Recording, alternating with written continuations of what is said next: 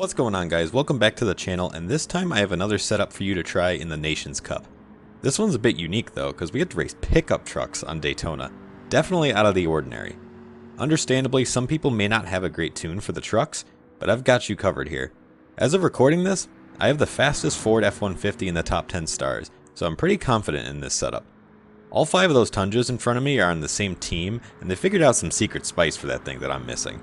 If anyone figures it out, let me know in the comments, but until then, I'm sticking with the Ford. Before we look at the setup, if you find videos like these helpful, please leave a like and subscribe to the channel if you haven't already. With that out of the way, let's dive in. First, I'll go over the GT Auto parts. The only important ones here are the wide body and the wheels. You can equip the other body parts, but they don't add downforce or seem to change performance in any noticeable way, so those are up to preference. As for wheels, I went with 22-inch diameter, wide widths, and wide offsets. It seems like diameter is also up to preference, which is odd, but wide offsets definitely affect performance, so make sure you have those. For other upgrades, I applied the same logic as my other builds on the channel with respect to making the power curve as flat as possible. The best way to do this is to put a lot of power upgrades on the car and then use the restrictor to dial it back. Since we did that here, the build can get pretty expensive, so if you have a cheaper way to get to 542 horsepower, that's probably fine, but you might lose a tiny bit of pull out of corners, so keep that in mind. All the engine, body, and brake upgrades can be seen on the screen now, so pause the video here if you need to write them down. Of course, we also have the racing clutch, and we have the racing transmission, fully customizable diff, the torque vectoring center diff set at 50/50, and racing suspension for fine tuning. There's also the full control computer for the final engine part, and we also have the restrictor and ballast to meet the event restrictions. For the setup, I've applied a lot of the tuning theory I talked about in part 1 of my suspension tuning guide, which I've linked in the description.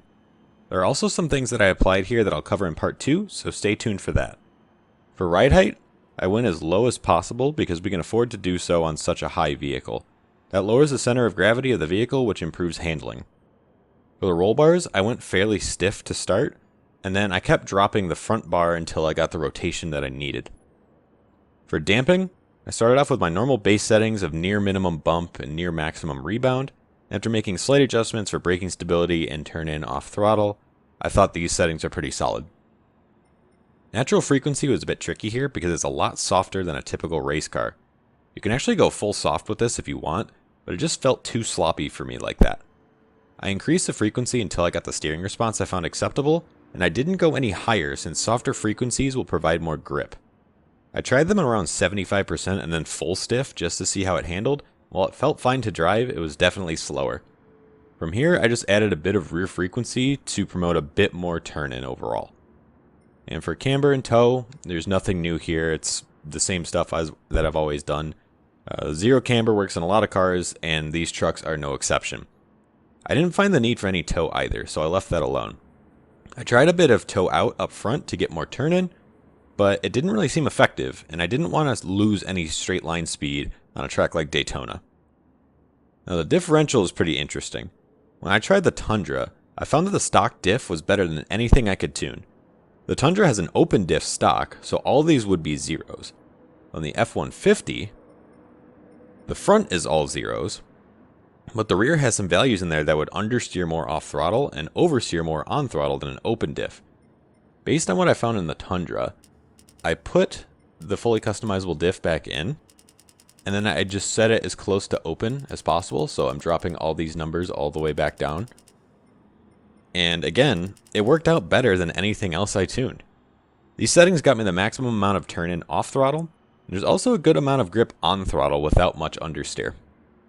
As for ballast, I set it so we're at minimum weight for the event, and then I put the weight all the way to the back as usual. If you need a bit more stability under braking, try moving this forward a bit.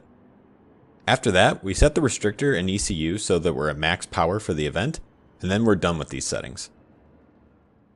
As for brake bias, I set this to 2 just to get some rotation entering corners.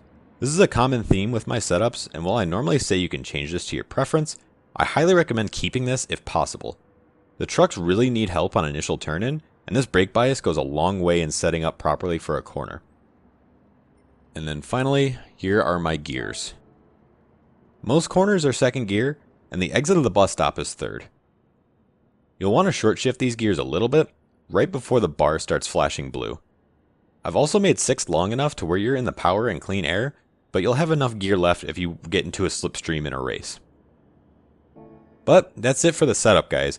Hopefully this helps some of you out, and if you set a personal best with this setup, let me know in the comments. I'm pleasantly surprised with how this thing handles. It's much better than I expected a pickup truck of all things to be, largely due to the sport soft tires, but I highly recommend giving this a try even if obscure vehicles like this aren't your thing.